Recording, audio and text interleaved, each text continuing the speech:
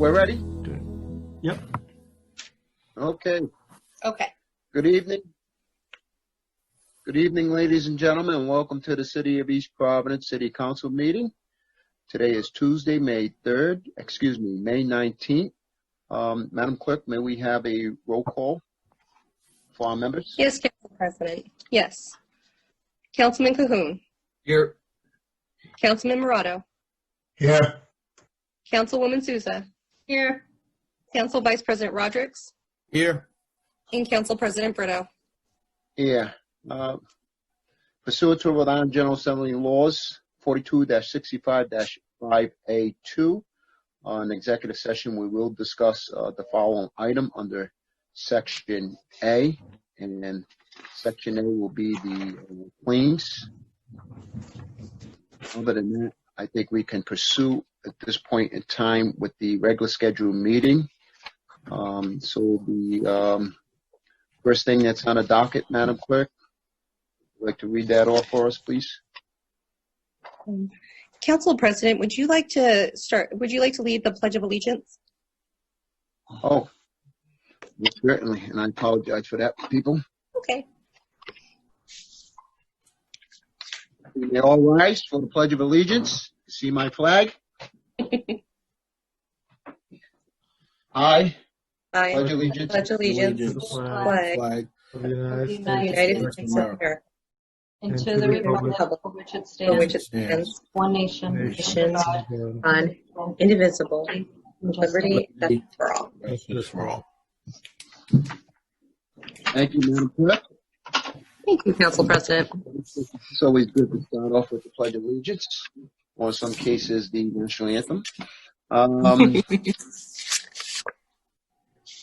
We may proceed with the first item on the docket, please. First item on the docket, Council President, is the consent calendar.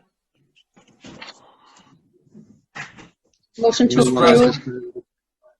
Okay. We have a motion second. to approve by Councilwoman Souza, seconded by who? Cahoon. Councilman Cahoon. Seconded by Councilman Cahoon. Roll call vote, please. Councilman Cahoon. Aye. Councilman Morado. Aye.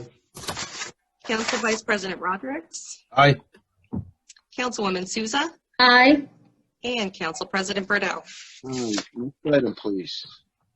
Next item is public comment. Nobody has signed up for public comment tonight. So we'll move right along to Council Communications. Would you like to Council, start us off?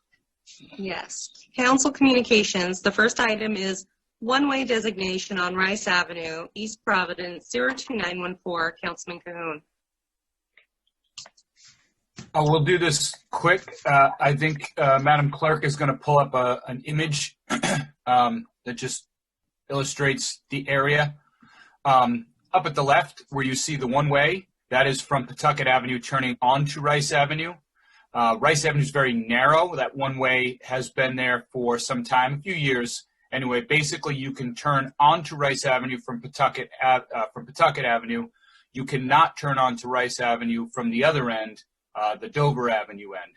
It's one way down until you cross Dover Avenue, and then Rice Avenue becomes two ways. The issue is, for the residents who live on Rice Avenue, getting home via Dover Avenue, which many of them tend to do, is difficult. So they have to go all the way around, get on Pawtucket Avenue, and then turn back down their street. So in speaking with the mayor, and I know he's talking to Director Kudu about the best way to resolve this, one way to resolve it might be to leave the one-way in place and then to put the do not enter sign where you see it so that you cannot actually get out onto Pawtucket Avenue from Rice Avenue, because the issue was for cars turning in, if there's one car waiting to get out, basically the road is blocked because it's so narrow. So I just said I would bring that to the council. I am thinking about putting together an ordinance. I wanted to see if anybody had any issues with that or potential improvements.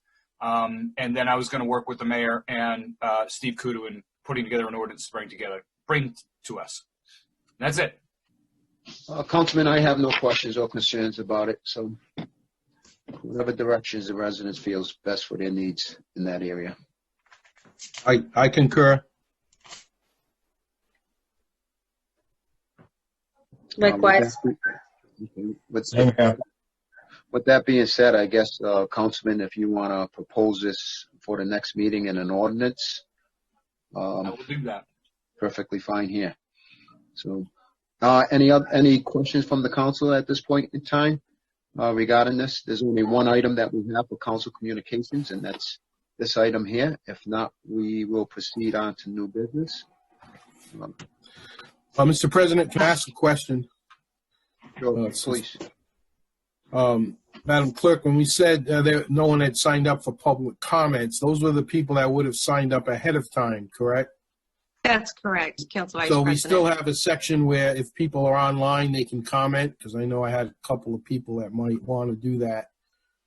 Well, just for the record, I mean, we allowed it last meeting, if I'm not mistaken, but ordinarily it's no different than what we do for our meetings. We'll allow it if there's people who want to speak in public comment. But they have usually up until 5 minutes before the meeting starts, no different than if we were in the chambers as well.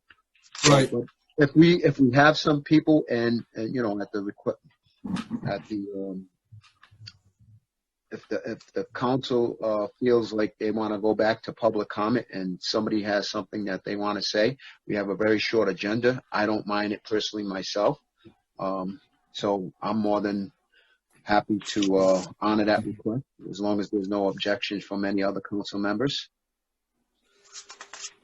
Oh, I don't object. I don't know if anyone is on, but I could actually bring up the issue that a couple of people wanted, just to put it out there, and then maybe. Why don't we just see if there's, sorry, Councilman, why don't we just see, so there are attendees who are on our screen. If anybody would like to make a public comment, please raise their hand by pressing the raise hand in Zoom, and we will let you in. If you're on the phone, it is a star 9.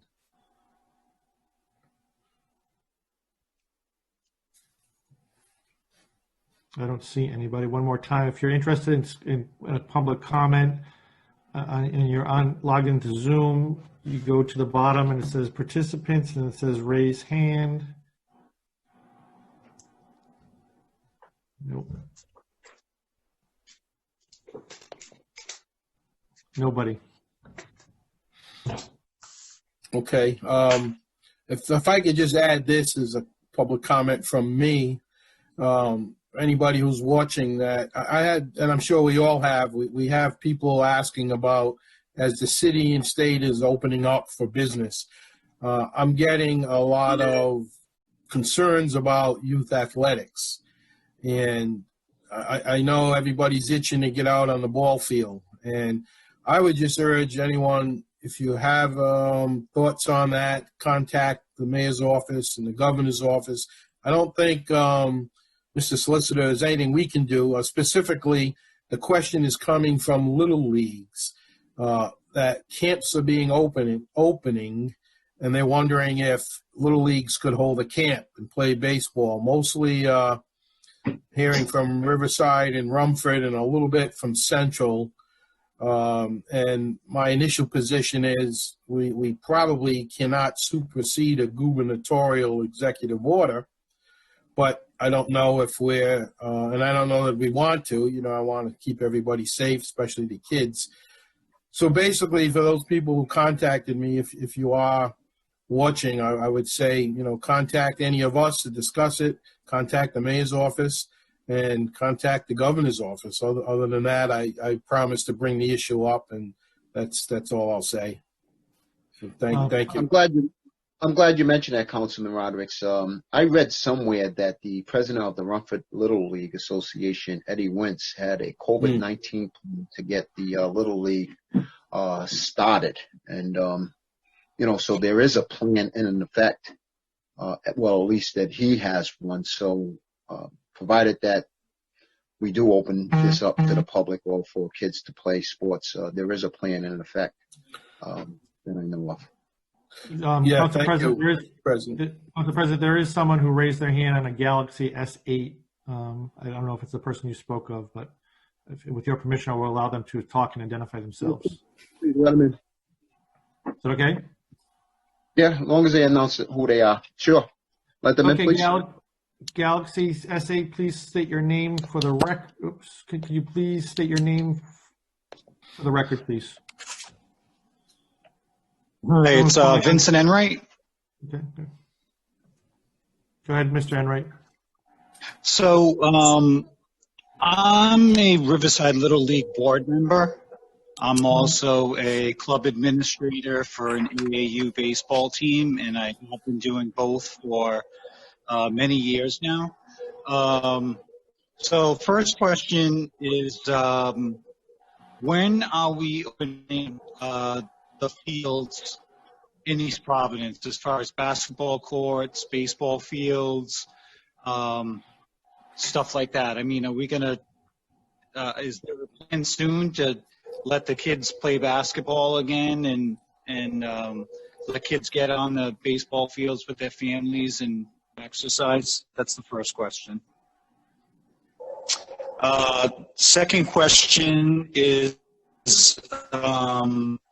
with Governor Baker's plan put into place yesterday with Massachusetts, touching on all the youth sports, anywhere from baseball to hockey to soccer, basically every sport going, and getting them back on the field for practice in June at some point, I think mid-June, and then games and tournaments can start in July. I think there are a lot of important things going on in this state right now as far as getting people back to work and such, and mental health and stuff like that. And I think part of the mental health and physical health part of it is people worried about their children. And like I said, there's a lot of things on the governor's plate, and we realize that. But you know what? It seems sometimes it seems like a little thing to worry about sports and youth sports and this and that. But we always say kids first, and I think that should be the number one agenda for all of us right now, is to get the kids back on the field safely. And as far as Little League and some of the leagues around here, we have a plan in place. AAU baseball has a plan in place. Governor Baker in Massachusetts has heard the people and these plans from different sports and has committed to opening up youth sports again. And that's one thing that hasn't been done in Rhode Island. And I think as far as everything that's been taken away from the kids right now, I think that should be the number one priority, to give back to the kids in some way. So that was my kind of two long-winded questions. Council President, with your permission, I could try to answer the best I can.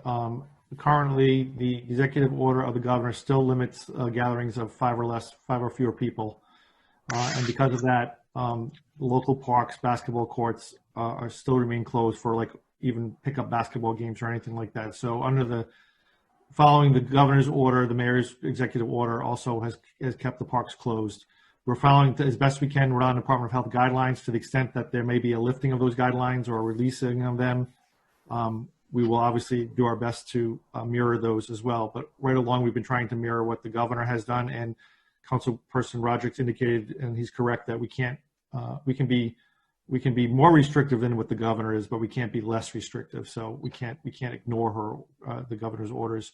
I don't think there's an executive order as far as, well, all the state parks are being open now, and I don't think there's any executive orders as far as fields go.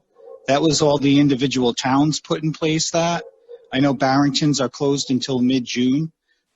There's no executive order telling them to do that, or all state. Absolutely not. That was put in place by the mayor.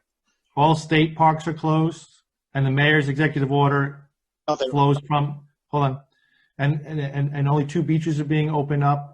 State parks are now open for people to recreate and walk and whatnot. But as far as gatherings of 5 or more people, like have a pickup basketball game, that still applies. Yeah, I'm not saying gathering. I'm saying just a basketball court for a kid that doesn't have one in his driveway. Why can't he go with his brother and sister and father to go play or hit a baseball at a field? That's what I'm asking about. not a gathering. Council President Brittle, this is Mayor De Silva. How are you, sir? Good. How are you, sir? I don't know if I could just clear something up if that's okay. Yes.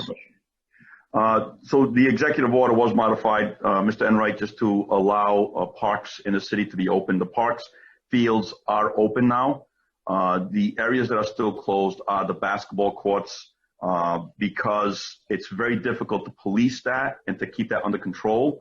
Right now, allowing the basketball courts to open, and we're still trying to get voluntary compliance, but if you drive around some of these basketball parks, the kids are removing the stuff that we're putting on the hoops to keep them from playing, and you end up with 10, sometimes more people commingling, and that violates the governor's executive order of 5 or less.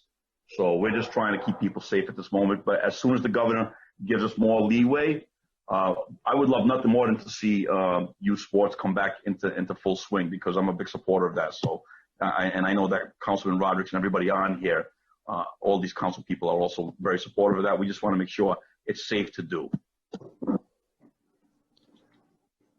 Well, Mike, if I could just add, it seems like the underlying problem here is the order of 5 or 6 or less. Even forget the field restrictions, even if they were all open, if the executive order is 5 or less, that kind of puts a damper on things, I guess. Correct. How about like private fields? For instance, Riverside Little League uses Forbes Field, which is not city property. Does that come under the governor's edict? Yes. Just like you're not supposed to have more than 5 people gathering in your house for dinner, right? Take back my invitation to all of you to come over tonight after the meeting. All right. Well, I think we all can agree that 3 or 4 siblings playing basketball is something that should be allowed in, and I think at this point it's where the virus is. It's not where it was 2.5 months ago. It's not where it was a month ago. It's not even close. There's a lot of data models that were 10 times wrong. So this was put into place weeks ago, and I think it's time to look at it again. And like I said, this is the mayor's job, because he was the one that closed these parks and hoops and ball fields and stuff like that. The governor in no way said close basketball courts. These were the mayors that said that. And I think there's some progress being made, and that some of these things that put into place weeks ago, I think can be. I think this could be looked into further without prolonging this. I think this definitely could be looked into further. It's definitely worth the conversation. Appreciate you participating in public comment, sir. And I think the administration will take your comments into consideration as well. With that being said, I'd just like to move this meeting along. We jump from council communications back to public comment. Is there anyone else out there that would like to share their thoughts or concerns on public comment at this point in time? Council President, we do have another person that would like to speak. Her name is Gina. Gina Zembron. I'm not going to say her last name right. Zembrano. Thank you. Okay. Thank you. Put it through, please. Okay, I'll go ahead and tap her through. Ms. Zambrano, go ahead. Gina, you are available to speak now. Hi, thank you. So I was just wondering, should Riverside Little League, I have a son that plays for Riverside Little League, should the board members be putting together a safety precaution plan in place like Rumford Little League did? Would that be beneficial once the parks are able to open up? Would that be something that could help move things along a little quicker? Is that going to be a recommendation? Is that going to be a necessity? Mr. Morano, just for the record, I haven't seen what Rumford Little League has for Colbert planned. I know there was a discussion about it. I saw some writing about it, and I'm almost sure that there is one, but I haven't seen one. It's always good to have one in an event. You know, you want to start up your Little League, and you want to show the parents, more importantly, that how these kids are going to be protected as well. But I'm not the person to say this, and I don't know who would be, whether it's the administration or otherwise. But I would suggest. I was just going to say, would the expectation be coming from the mayor once once the gatherings can become 20, 25, 50, Mayor De Silva looking for these type of things from the league, from any type of sporting group, so we can prepare, so we can be ready. Perhaps we're taking all our guidance from the State Department of Health, and to the extent that they may require that, it's always good to have a plan in place in case they do require it. But as of right now, from the State Department of Health, is that they are not allowing organized sports through the summer, other than what might be happening in camps. So if I may just jump in real quick, I know that the focus is getting the kids back on the field, and certainly, me being one of those coaches, I'd like to do it as soon as possible. There probably are some other factors that need to be a consideration before anybody starts opening. One is probably guidance from, Little League Central, Little League of America. They set the rules for bat sizes, for, who has to be on the field, who can and can't be on the field, age groups, etc. All of these groups have insurance. I would recommend contacting your insurance company and finding out what, you're insured for and what you're allowed to do. And at what point, you kind of are outside of your coverage, because certainly that's going to be a factor. We don't want people getting on the field in cases where they can be sued or, bring about liabilities. I don't know that this is the city's decision to make, other than, when the parks are open. I certainly look forward to that day. And I understand why they are not open now. And certainly we can't really do anything until we've got the ability to put more than 5 people together. Notwithstanding some of the teams I had to put together to play games last year, playing with 5 kids is really, really no fun.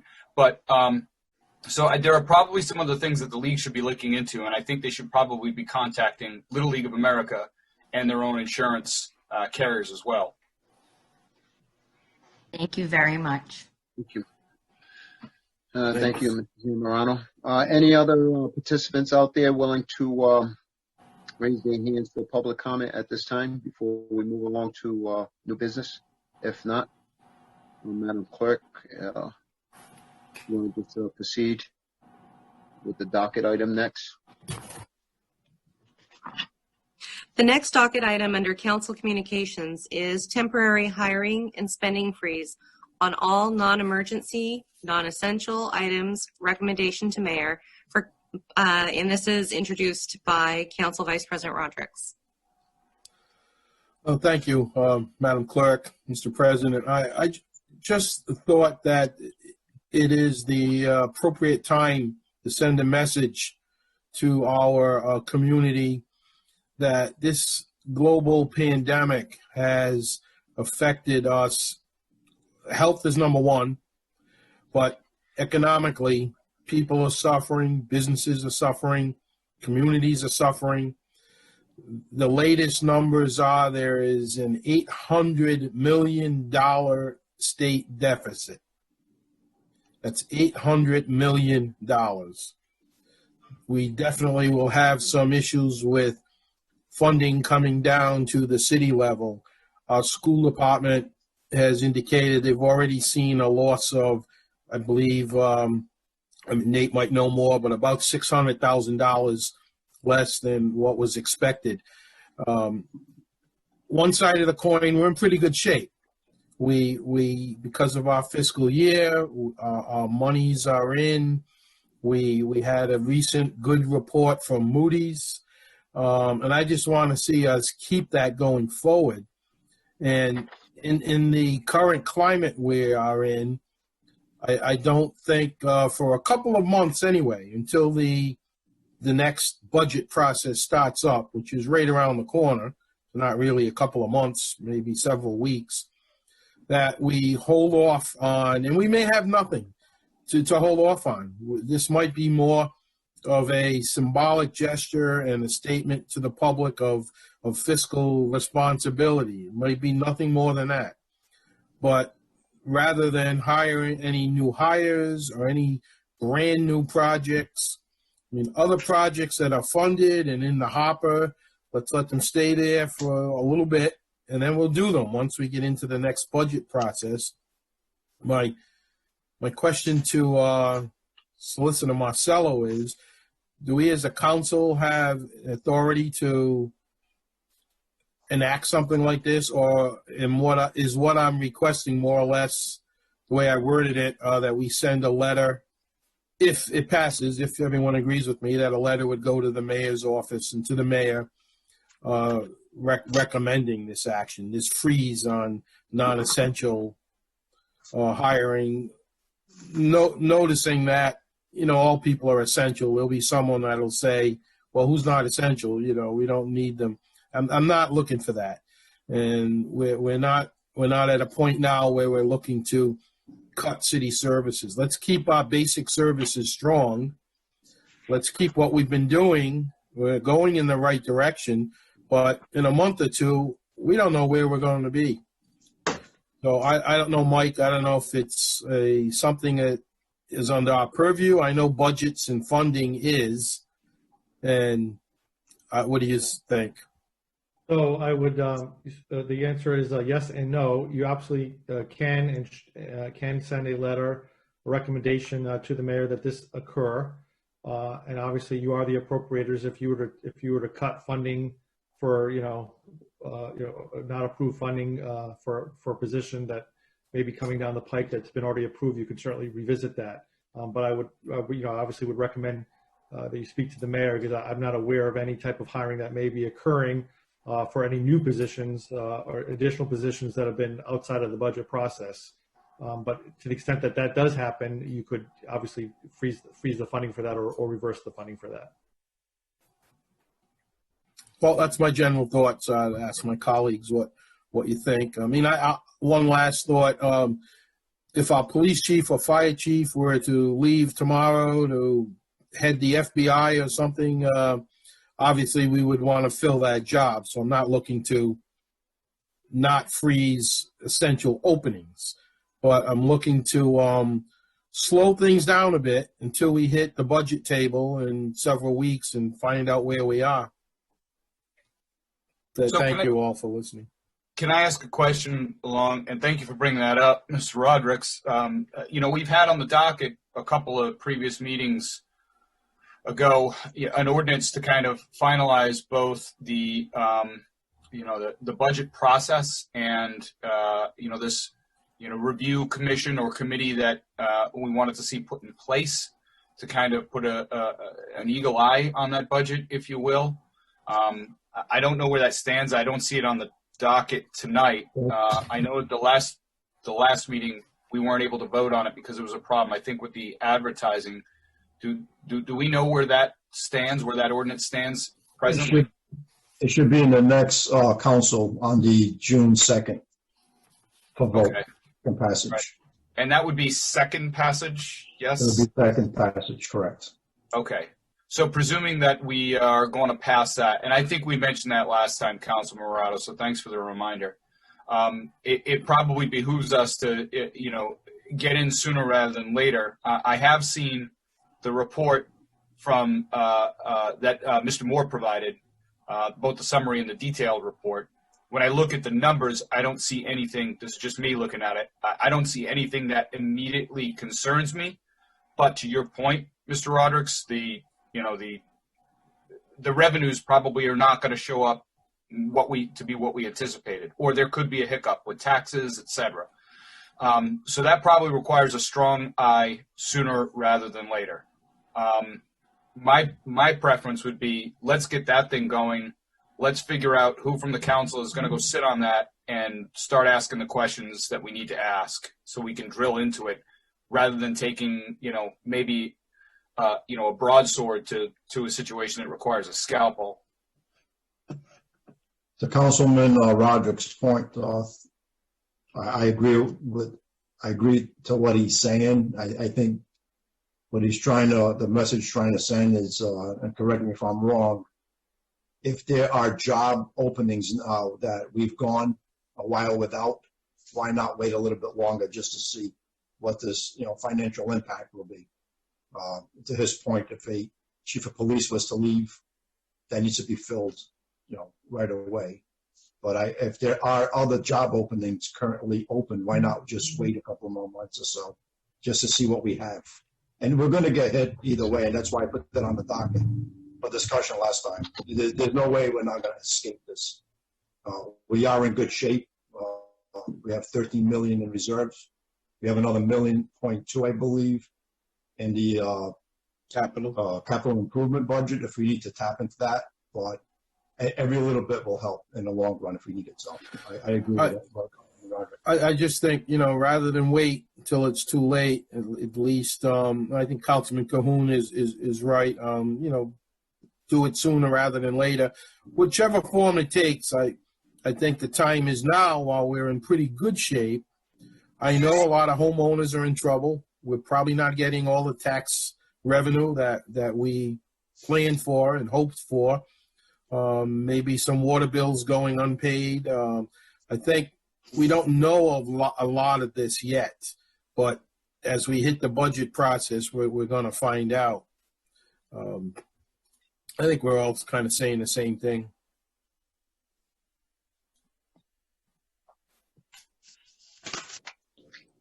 If the best way to handle this is wait till the more formal vote is requested for the next meeting, that's fine with me, as long as I don't hear anybody objecting to us being very conservative and cautious in our next funding steps ahead. Is that what you were saying, Councilman Cahoon, as opposed to voting to send out a letter tonight?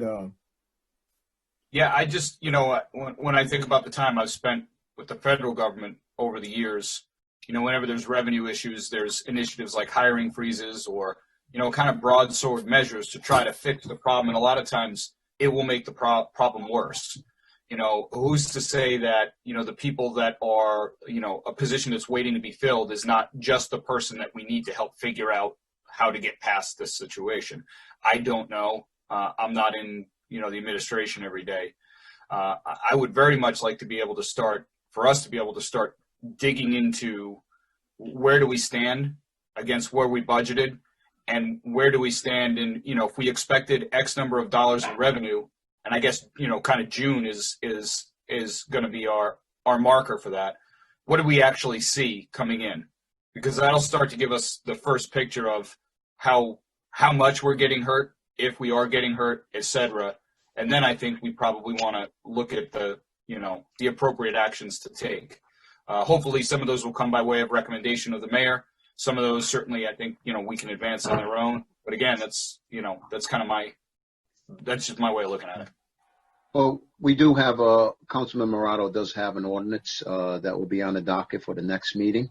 I'm sure would have some positive results to that with respect to a vote. With that being said, between now and then, we should start really thinking about how we're going to go about this process, so we're not starting it in 2 more weeks. So we can get off the ground now, as opposed to waiting for passage of this ordinance. And then once this ordinance gets through, or if it does get through, we could take it off right from there and move on. Sounds good. Sounds like a plan. I just wanted to get that first pitch out there, to use the baseball, vernacular, and get people thinking about it. But I'm good with that. Okay. Very good, Councilman. Thank you. Thank you. Councilwoman, Madam Clerk, if there's no other further questions at this point in time, we can proceed to the next docket item. Madam Clerk. Yes, Council President. The next is bid award, City of East Providence and Pawtucket Water Supply Board Emergency Interconnection Project to Bisco Contracting Corporation. And if I'm not mistaken, we have both Steve Koodle and Jim Marvel, both on Zoom with us this evening to explain this. If either want to raise their hand, and we can let you in as part of the conversation. We appreciate that. Good evening. Mr. Koodle. Hello.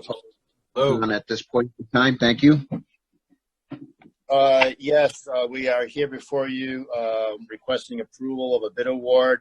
If you recall, back in February, the council approved engineering work to CDM Smith to do the design plans to put this project out to bid. We did go out to bid April 22nd. We got 4 bids back in, and we received a very competitive price from a company called Bisco Contracting Corp. For $714,297. This will give us 2 emergency interconnections with the City of Pawtucket water system, and it is only for emergency purposes only if something happened to our water supply and our main pipeline coming in from Providence. This is more urgent than ever, particularly given that Bristol County Water had experienced a break of their own pipeline, and they also serve as an emergency supply. However, for their fix, they had to decrease the size of their pipeline coming across the bay. So they could not supply us for our full supply of water needs if we had an issue. Hence, we are looking to make these connections with the Pawtucket water system.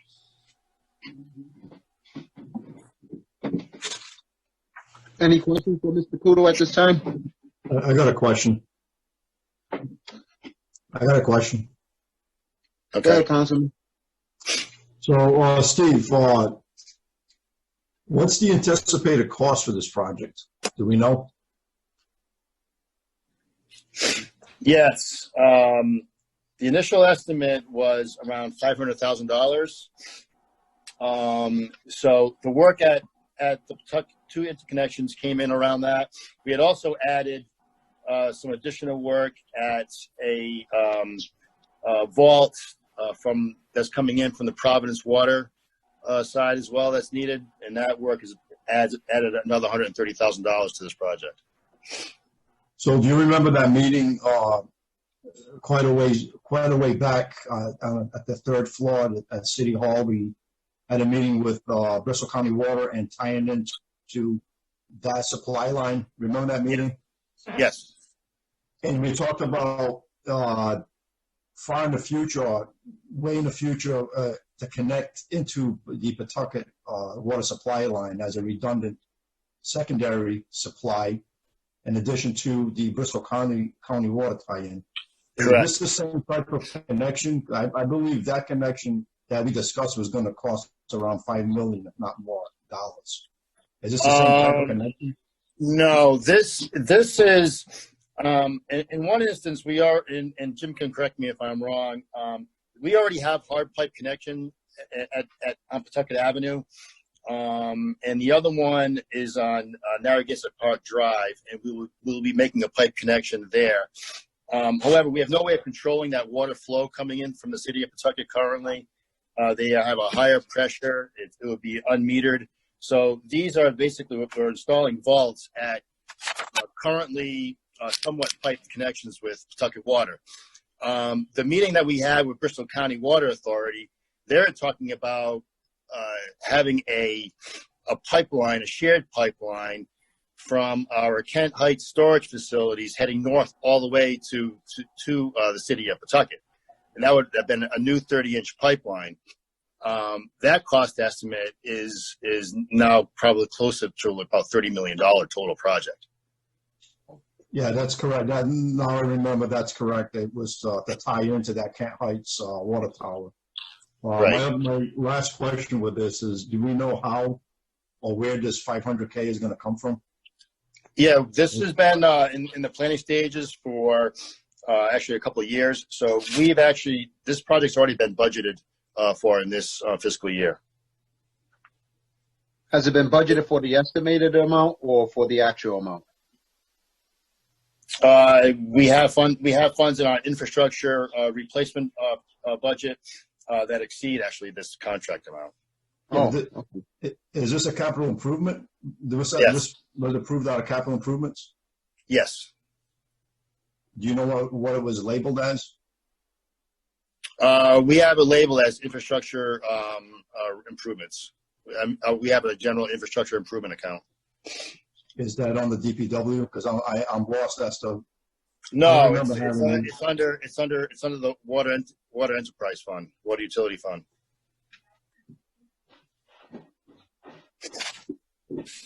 Okay, I don't have any other questions.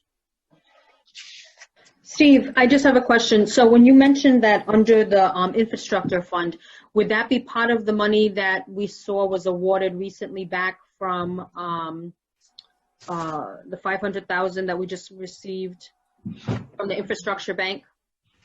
Yes, that's correct. That money goes back into the infrastructure fund for the water system. Do you know what the fund currently is at? Jim? It's about $1 million at this point.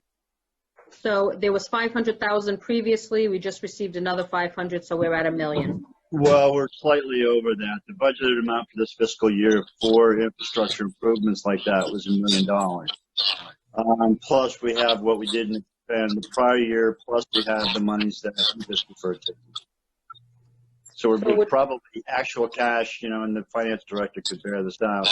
Actual cash should be in the neighborhood of almost $2 million. Almost $2 million. So this wouldn't affect anything with increasing anything, having to take any bonds out. No, not at all. We have a mix of cash capital financing and debt financing in the water division. And we had planned on spending $1 million a year for over the next several years to cash finance some of these projects and save interest. Okay. Just to piggyback off of this for 1 second, since we did mention that there's money in the infrastructure account, I know that there's been some recent issues, and Councilman Murata, who's now out of the screen, can probably elaborate more, but I know that there's some issues going on with pipelines in the Riverside area where residents have now reached out to other council members regarding rust color water that they've been experiencing for the last 9 years in a neighborhood in Riverside. So would this money in the infrastructure account, would that not be funds that would be available to fix any piping in that neighborhood that those residents unfortunately have been having to drink, shower, and wash their clothes in brown colored water for the last almost 10 years? Yeah, that's specifically Indian Road you're referring to, I believe. Mm-hmm. And, the solution for that, as well as there's a substantial area in Riverside, we had a cleaning and lining program that we're about 50% through. There are other big sections of the city that we need to complete the cleaning and lining program on, but that's in the neighborhood of about $13 million, and that will require debt financing. Okay. Just to caution the council, the agenda, I know these are very important topics to each council person, but we really got to stick on the council topic, which is awarding of this bid project, and we can talk about other projects at another time. Just to make sure. Any other further questions from the council regarding this? I have one quickly, and I don't know if this is better for Mr. Kudu or Mr. Marvel. The $714K and reviewing the bid package and reviewing the solicitation, everything else, does a great job of describing the scope. Just for my edification, does the scope that's described in there, is that the entirety of the scope that we need to complete in order to make this connection? Or is there additional work outside of this contract that will need to be done in order to make that a reality? That scope describes, is based on the best available information that we have. That is work that's done underground, and, we don't have a crystal ball or any way to see what happens once we get in there. We believe that that's sufficient. but there are unforeseen conditions with any construction project, particularly when you're working underground. And totally granted. My question was more along the lines of there isn't a plan to, say, create a second line or a second set of vaults or something else, right? There isn't a larger project of which this contract is just the piece. This contract is envisioned to be the entire project. Is that correct? That is correct. And this project really came about because it was necessary for us to have that auxiliary supply in order for us to do the inspection on the big line that comes down from Cranston. There's always been an issue as far as how much water we can get from Bristol County, and now the amount that was available has gotten smaller. So for us to risk taking that pipeline down for an inspection, we need to be able to supplement with the water supply, and this is its own discrete project, and that was its original intention. Excellent. That answers my question. Thank you. Any other questions from the council at this time? If not, thank you, Mr. Marvel. Thank you, Mr. Kudu. We need to proceed in a vote at this point in time. Would anyone like to make a motion to accept the bid? If I'm not mistaken, the bid is a Bisco Contracting in the amount of $714,000. So moved, Council President. $97. So we have a motion by Councilwoman Souza. Anyone like to second that motion? I'll second. Second. We have a second by Councilman Cahoon. Madam Clerk, may we have a roll call vote for this, please? Yes, Council President. Councilman Cahoon. Aye. Councilman Morato. Aye. Council Vice President Rodrick. Aye. Councilwoman Souza. Aye. And Council President Brito. Aye. Thank you. With that being said, let's move on to the next item. Thank you. Thank you, Steve. Thank you, Jim. Thanks. The next item is ratification of executive order. This is an extension for the state of municipal emergency from May 20th to July 8th, 2020, and this is executive order 2020-28.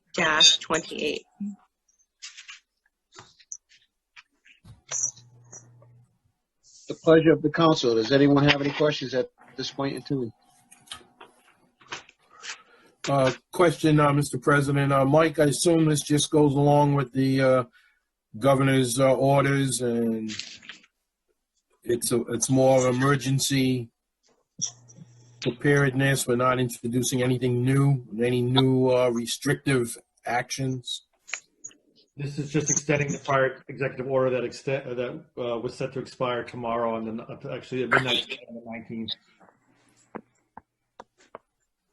Correct. There's nothing new. I'd move approval. Okay, so as it stands right now, Councilman Rodrick, ratification of Executive Order 2020-28 from May 20th to July 8th. We have a motion on the floor for approval. Would anyone like to second that motion?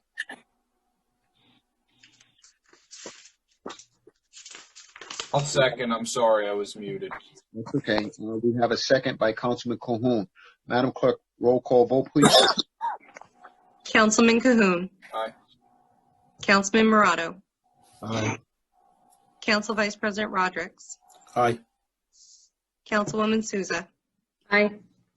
And Council President Brito. Aye. Thank you. Next item, please. The next item is a resolution declaring, and there's actually an error there. It should be May, not March. So my apologies. Declaring May as Asian Pacific Islander Month in the city of East Providence, sponsored by Councilman Cahoon and Councilman Morato. Councilman Morato or Councilman Cahoon, would you like to take the lead on this? Either one of you? Can I defer to Councilman Cahoon? I don't have the resolution in front of me. Sure. Yep, happy to take it. And although Sam jumped on the grenade there, that error is not hers. So the March versus May, and the intent is for May. The month of May is long recognized. I don't think we need to read the resolution. I can do it if you want, Mr. President. But no, you don't have to read the resolution. Just okay. So the month of May has long been recognized as Asian Pacific Heritage Month. And it started way back in the 1970s. with a few resolutions at the federal level, eventually became a national level event celebration, starting with a few weeks, progressing later into a month-long celebration of those folks that come to us from Asian and Pacific heritages. Under the Pacific heritage name encompasses many, many, many different groups of people from different parts of the world. Pacific Island nations, Southeast Asia, etc. So it's really a huge group of people. We have a vibrant population of Asian and Pacific Americans, people of Asian and Pacific heritage in East Providence and certainly in Rhode Island. So in keeping with our sort of tradition of recognizing those folks and their heritage, as we did, back in May, and certainly we have a number of in March rather. See, now I'm doing it, and certainly we have a number of different things that we do to recognize those folks who are big parts of our community. Mr. Morado and I thought this would be a good idea for the council to go ahead and take the lead on doing this. And with apologies, it's a little bit late. We're almost all the way through May. Didn't quite make it to the early May meeting, but better late than never. So with that said, that's it in a nutshell. Well, thank you, Councilman Cahoon. Has there ever been a resolution in the city for Asian Pacific Islanders? No. Don't know. Great job. First. Great. That's nice. Good to hear. Okay, so we have a resolution. I'm going to take it, Councilman Cahoon. That's it. That's in a motion. Yes, I'll make that formal. That's a motion. Okay, would you like to second that motion? Councilman Morado, second the motion. Roll call vote, please. Councilman Cahoon. Aye. Councilman Morado. Aye. Council Vice President Rodrick. Oh, with pride, I'd say aye. No, this isn't pride. This is Asian Yeah. I'm only kidding. That's it. Oh, boy. That's a good one. Councilwoman Souza. Aye. Council President Brito. Aye. Thank you. Good deed. Next ordinance, please. The next item is ordinances for first passage. And the first ordinance is in, let's see. Oh, yes. An ordinance and amendment of Chapter 18 of the revised ordinances of the City of East Providence, Rhode Island, 1998, as amended, entitled Vehicles and Traffic. This is about a no parking zone at the corner of Orchard Street and Purchase Street. And this reflects City Ordinance Section 18-307. This is sponsored by Councilwoman Souza. Thank you, Madam Clerk. So this has, like I've mentioned in previous council meetings, there's a lot of revisiting of different parking patterns in the center of the city due to the condensed and narrowing of the streets throughout different sections of Ward 2 that have been an ongoing issue with a lot of residents. So this is another piece of that, and there'll be some coming, down the pike every month or every few months as I continue to have meetings with the residents and constituents in my ward, addressing their needs, concerns to make their neighborhood a safer place to live. So this is on the corner of Purchase, Orchard and Potter Street, where again, there's parking that's up to the corner of each street where a parking sign is. It makes it very difficult for, much like Councilman Cahoon said on Rice Street, turning in people at that. You can't have two cars there essentially at the same time without there being a significant issue. Never mind having an emergency vehicle trying to make that turn if there's a car parked there.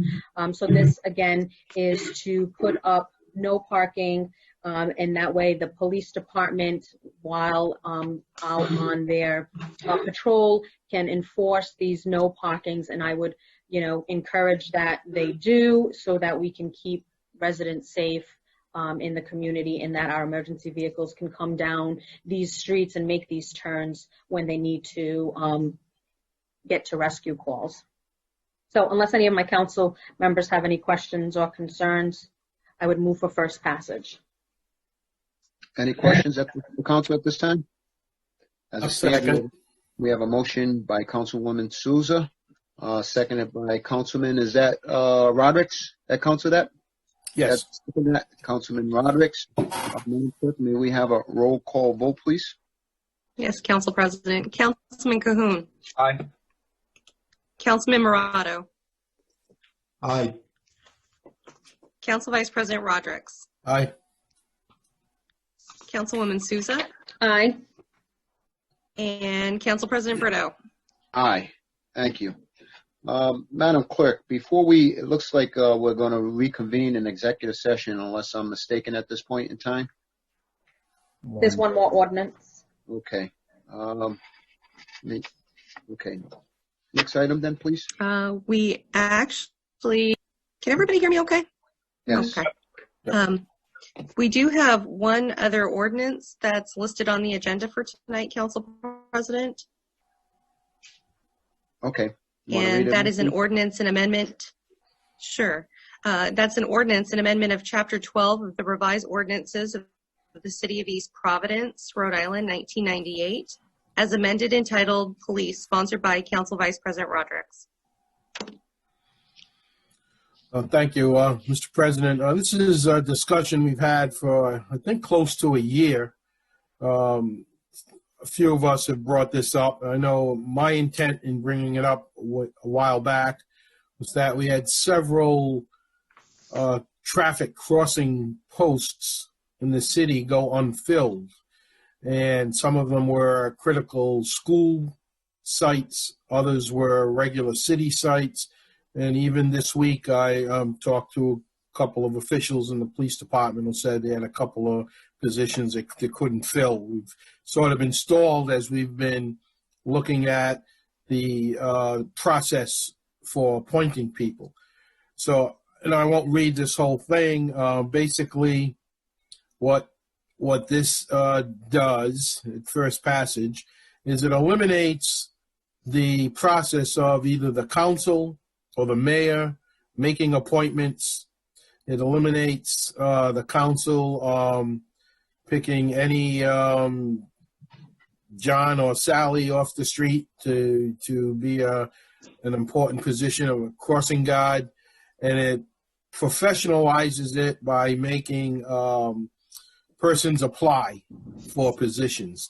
In essence, it defines, there are three definitions. A retired police officer means any retiree of the East Providence Police Department, and also current police officers can assume positions. And there's the traffic control officer, which would be a person hired by the public at a building site or a company. So none of this costs the city any money, because when there's a construction going on, that company pays for the fee. And there are positions that we just can't afford to keep unfilled, especially hopefully with school resuming in September. We need to get these posts filled. So the major change here is that if you want to become a traffic crossing guard, traffic control personnel, and school crossing guards, you have to apply for the position through the Human Resources Office, and you have to be vetted, checked out by the police chief, and make sure we're not putting any inappropriate person at a crossing site. So it just kind of cleaned up the process, because we've been stalled. We haven't been able to put people on. And I had a couple of people call me that wanted to get on, and then we couldn't put them on. And the trust, our city's insurance, legal agent got involved, because this might involve weapons and power of arrest. So a regular crossing guard would not be able to have a weapon and arrest. There's a conversation I had earlier with someone. If a car goes through a checkpoint or a stop sign, you certainly don't want somebody pulling out a weapon and shooting out the tires. So we're looking to professionalize this and put it more under the auspices of the police department. Let the police chief do the vetting and go through the professional hiring process. So that's the main charge. I know I haven't talked to the police chief recently, but he has been a big supporter of this, and other police staff that are trying to fill these positions have really pushed for this because it's not only a needed position, but it solves the question of who's appointing these people. So let's just do it professionally. I have no problem if Jane Doe or John Doe calls me and says, hey, I'd like to be a school crossing guard. I will just refer them to the process. You know, get an application, apply, and hopefully you'll come through the process. So it's been almost a year. I think it's time that we get this done, this first passage, and then hopefully second passage, and we can get our streets and crossing sites safer. That concludes my introduction to this. Councilman, I have a quick question. With respect for those who are already crossing guards or traffic control, they're grandfathered in? Yes, they are grandfathered in as long as they meet the minimum qualifications, which is spelled out in here. For instance, attain the age of 18, they have to have a high school diploma or equivalent. There is a state traffic control process. It's the same thing that school bus monitors might go through. So there are just some steps that they probably already have. So as long as they have those things, they are grandfathered in.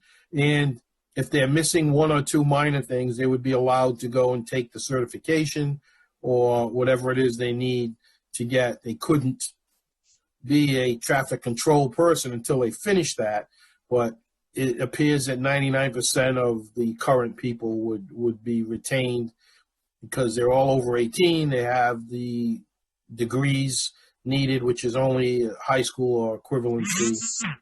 So the short answer to your question is yes, they're grandfathered in. Thank you. Any other questions from the council?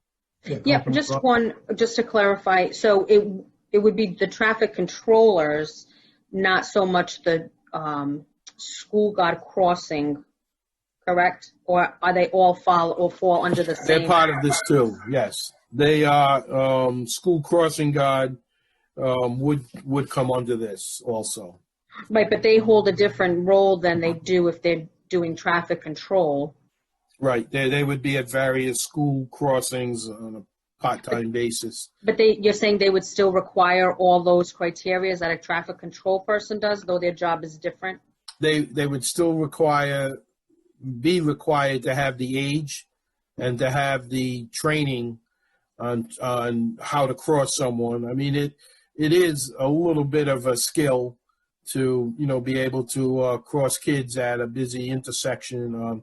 So yeah, they would have to complete training and have the other requirements, but they're not able to carry weapons or have power of arrest or those things that are relegated just to the police officers.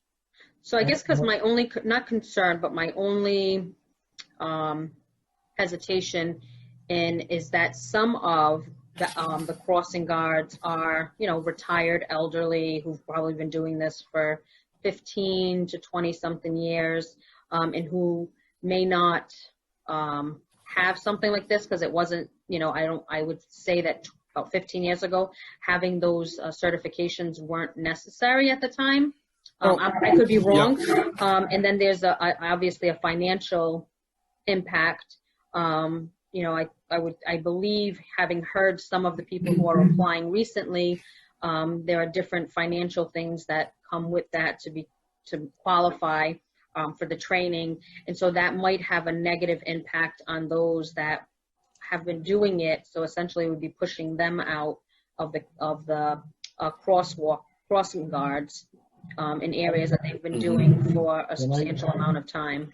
I'd like to see them all stay, but I think looking at these criteria, they'd have no problem. For instance, if they've been around a while, the age is not an issue.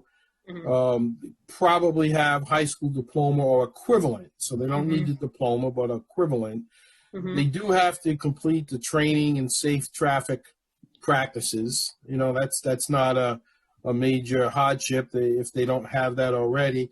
On an annual basis, they would have to participate in in-service training, which is just a meeting that might only be a couple of hours where they're brought up to speed on any new laws or things.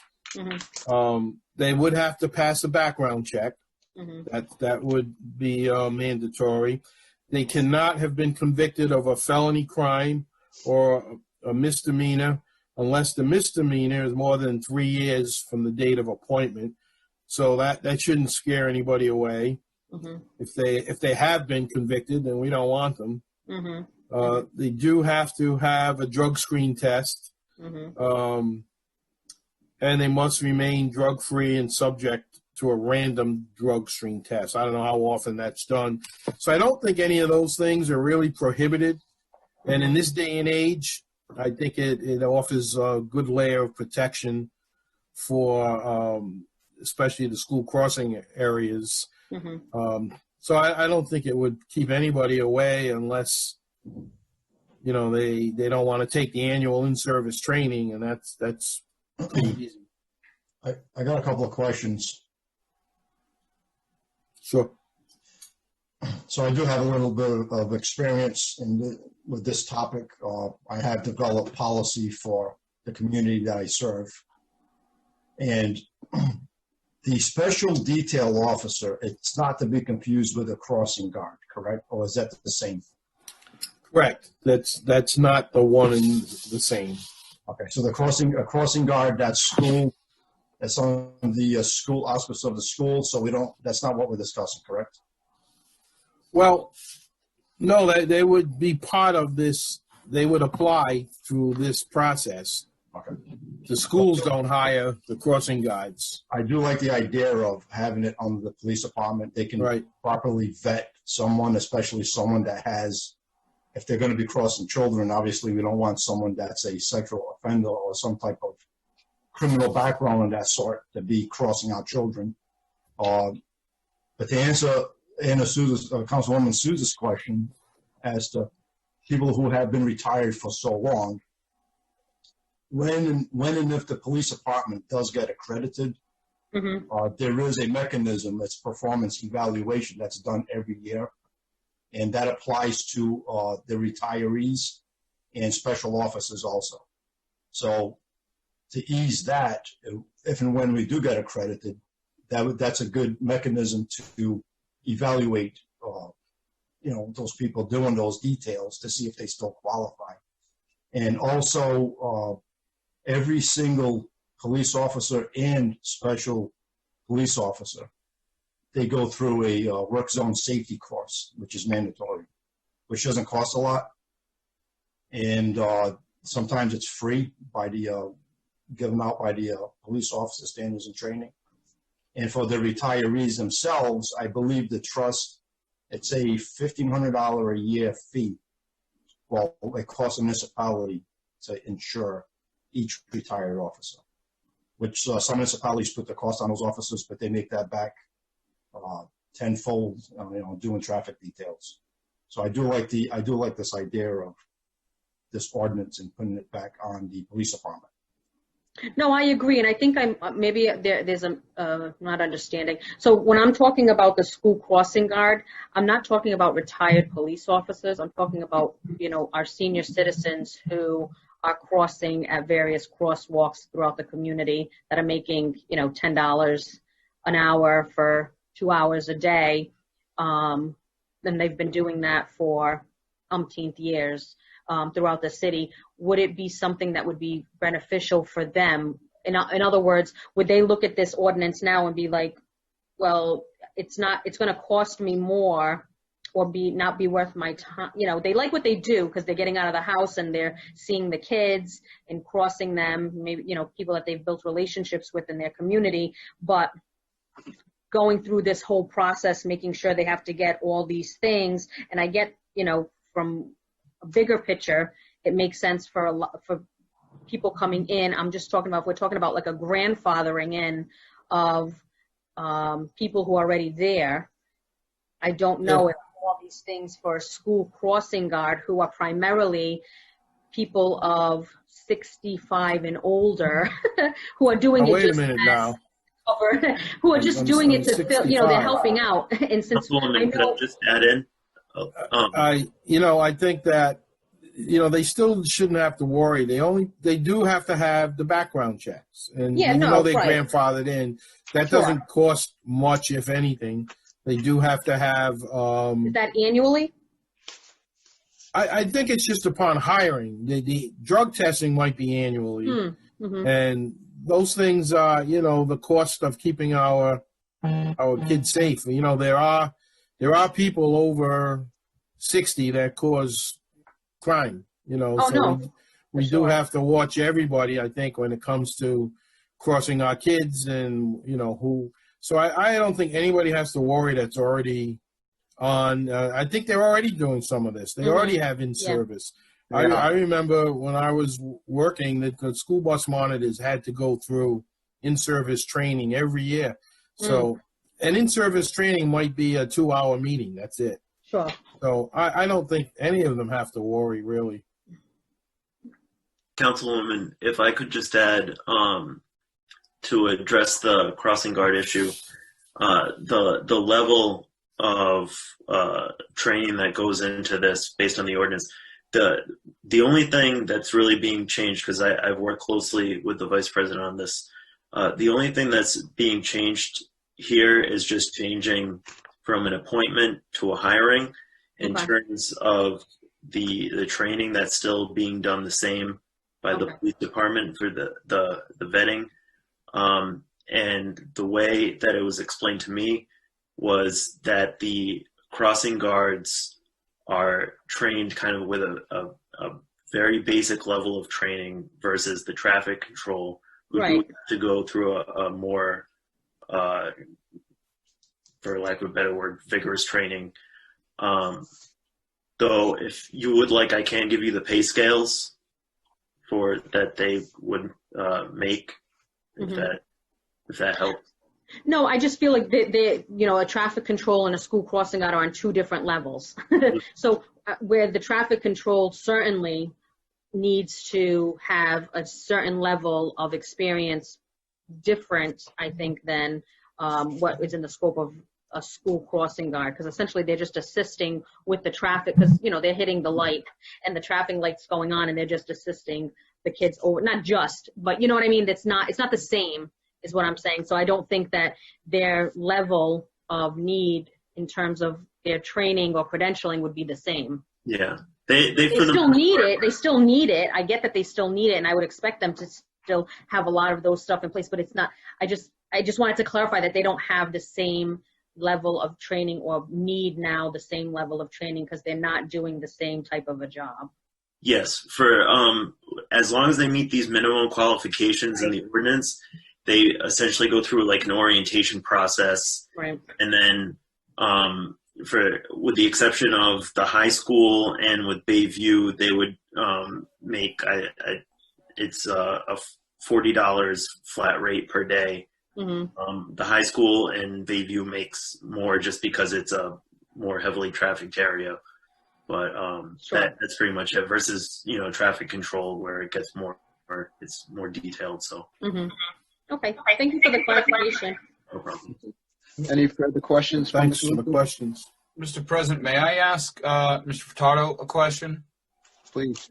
And Mark, apologies, you probably, or you may not have this answer at the tip of your fingers, but do you know so when we go out with a position through HR, when the city goes out to hire for any position, like we would have to under this ordinance, what are the requirements for announcement? I know, we post the announcements on the city webpage, and a lot of times they go out via Facebook or whatever.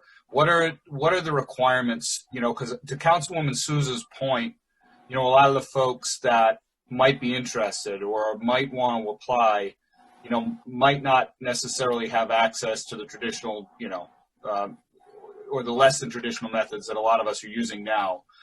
Do we have requirements to post in papers, libraries, stuff like that? I believe that we do. I'm not 100% sure. I have to follow up with our HR department, though. The last I checked, I think we do advertising, depending on the need. I didn't mean to throw you a curveball. I was just wondering, is that, if we're trying to kind of broaden the scope to make sure that those people who might be interested in applying get word that there's an opportunity there, is that something that potentially we want to include in the ordinance to say, these positions need to be announced in this way, or are we already covered by what's in place through HR? Councilman Cahoon, if I may answer your question. Yes, sir. Currently, we utilize ADP. We just changed over to ADP as our onboarding system, and that allows us to take the link and put it on LinkedIn and also to the State Department of Labor and Training, and we also share it out through our social media platforms ordinarily on stuff like this. In addition, the question came up regarding the crossing guards being different. The crossing guards, the only difference is really the level of pay. They're still controlling traffic. They're still crossing students, and they are also fully eligible to take on any detail. So in this ordinance, what it does is it creates a method also on how the details will be disseminated to meet compliance with the collective bargaining agreement of the IBPO and the city. And what it does is it creates a system. So first person that will be eligible for, just so everyone has a clear understanding, first person that will be eligible for a traffic control detail would be an active police officer. If one did not take it, if the one was still available, it would go to a retired police officer. If a retired police officer did not take it, it would go to a traffic control officer. And then if a traffic control officer didn't take it, a crossing guard could still take that detail. So there's a pecking order that's established in the contract, and we codified that in the ordinance so that there's clarity. So that's why we want to ensure that all of the personnel who are eligible to work this have all the same training as far as it goes to traffic safety, moving people, and also moving traffic. But yes, sir, to answer your question, we plan on utilizing the same process that we do for all the other jobs. Mayor, I have a quick question for you. When you mentioned the word contract and through the unions, are these union positions? No, sir. No, they're not union positions. No. But the union does speak to the retired police officers and how they are eligible to take the job. And also the contract does speak to on awarding the traffic control details. It goes to a full-time active duty officer first, then a retired officer, and then, like we mentioned earlier. Right. Okay. Very good. Thank you. And thank you, Mayor, for clarifying. And to Councilman Cahoon's point, I think you bring up a good point. And I know social media is something that a lot of people is the engine a lot of people go to, but again, not everybody does. So I didn't hear in that response, Mr. Mayor, where you said other than social media, where the jobs are being posted. The jobs are being posted on LinkedIn. Right, other than social media. Sorry, we put it at the Department of Labor and Training. We post it through them. They have a website where people go, where people are unemployed. If they're collecting unemployment, they check the website on a regular basis. I mean, we can absolutely advertise it. That's not a problem. And I think a lot of them do get advertised, but we can double check that. And it all depends on what we have for funding in the HR department. I think if I could add, in the past, I've seen jobs like this, in addition to all the new social media platforms, the newspaper. Now, the Providence Journal, I think the city and the school department got away from them. Number one, they are incredibly expensive to put in an ad. You're talking over $1,000 or so for a little, maybe small ad. But the local weekly paper, the East Providence Post, has been pretty reasonable. So I know a lot of these jobs, say in September or August, there might be a listing. If you want to be a school crossing guard, if they're not doing that anymore, we could still do that, I'm sure. I don't think the mayor would object or HR would object to a small ad in the East Providence Post, which is a weekly paper and reasonable. Other than that, what else can you do? You know, maybe notices at the senior center.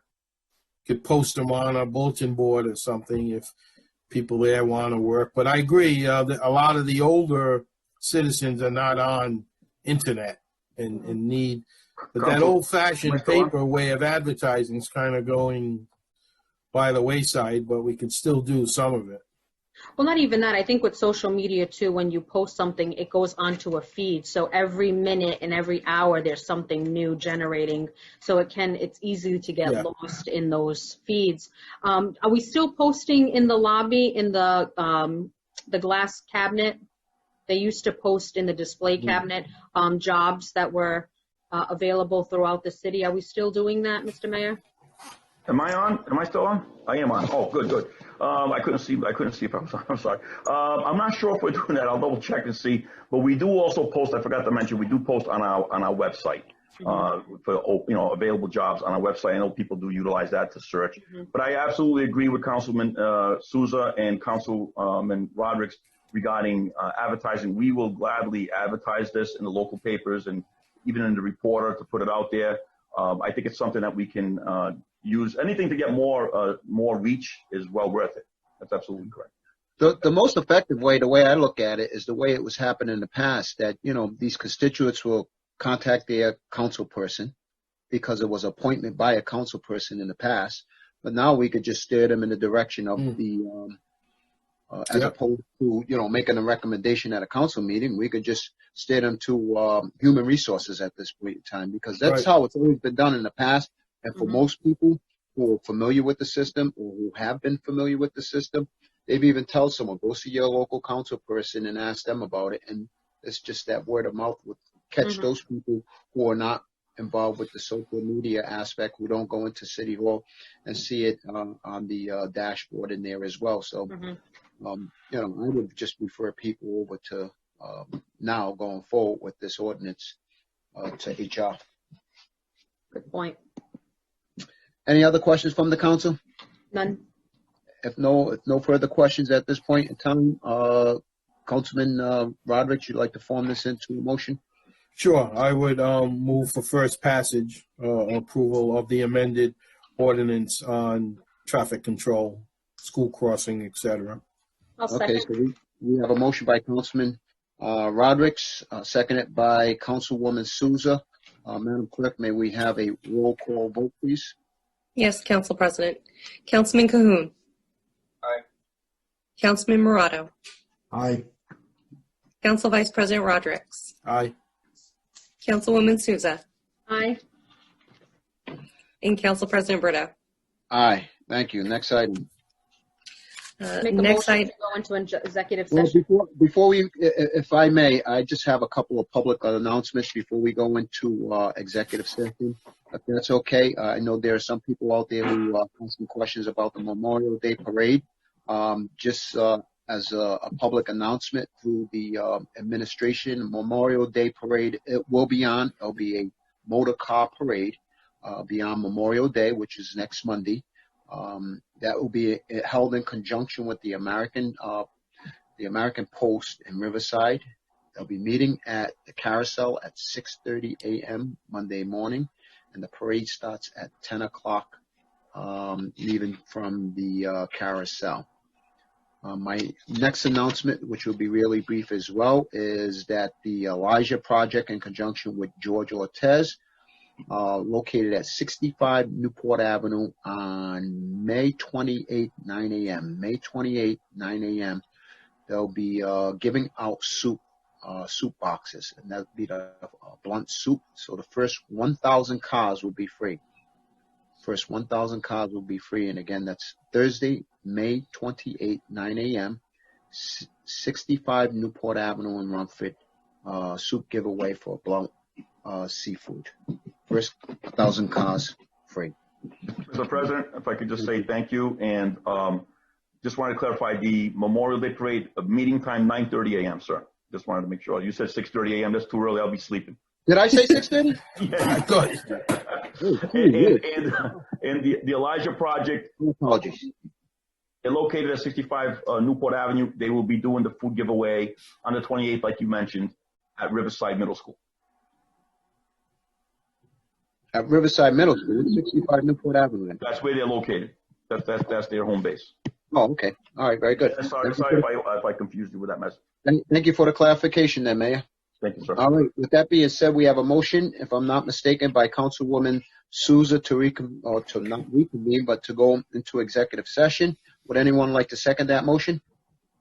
Second. Second by Councilman Rodrick. Roll call vote, please. Councilman Cahoon. Aye. Councilman Morato. Aye. Council Vice President Rodrick. Aye. Councilwoman Souza. Aye. And Council President Brito. Aye. Thank you. I'll see you all on the other side in executive session.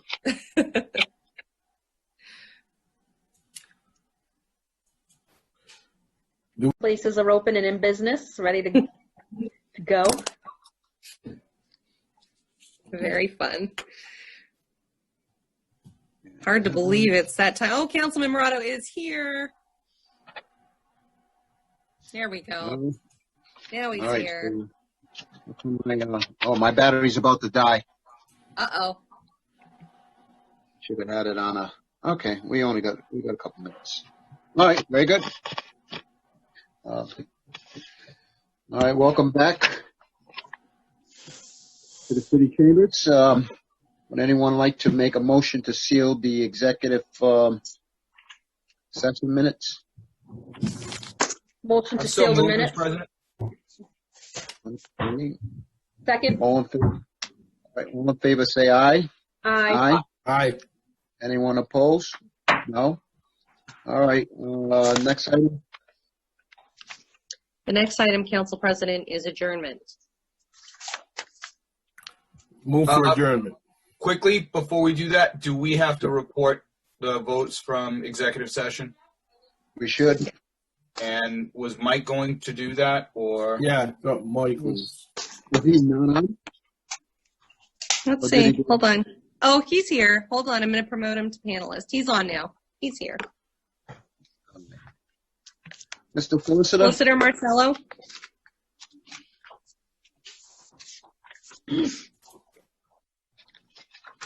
Solicitor Marcello, you are on mute.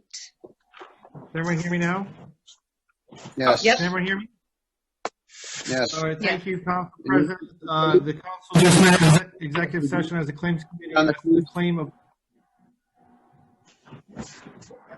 as to the claim of Amarai Aranco in the amount of $292.95. The council voted in executive session to pay such claim. As to the claim of Mr. Patrick Kelly in the amount of $4,600.20. The disclosure of that, the council's action at this point would jeopardize negotiations of a potential litigation lawsuit, and therefore it will not be disclosed under the Open Meetings Act at this time. With that being said, next item, please. The next item is adjournment. Motion to adjourn. Second. Roll call vote, please. Councilman Cahoon. Aye. Councilman Morato. Aye. Council Vice President Rodrick. Aye. Councilwoman Souza. Aye.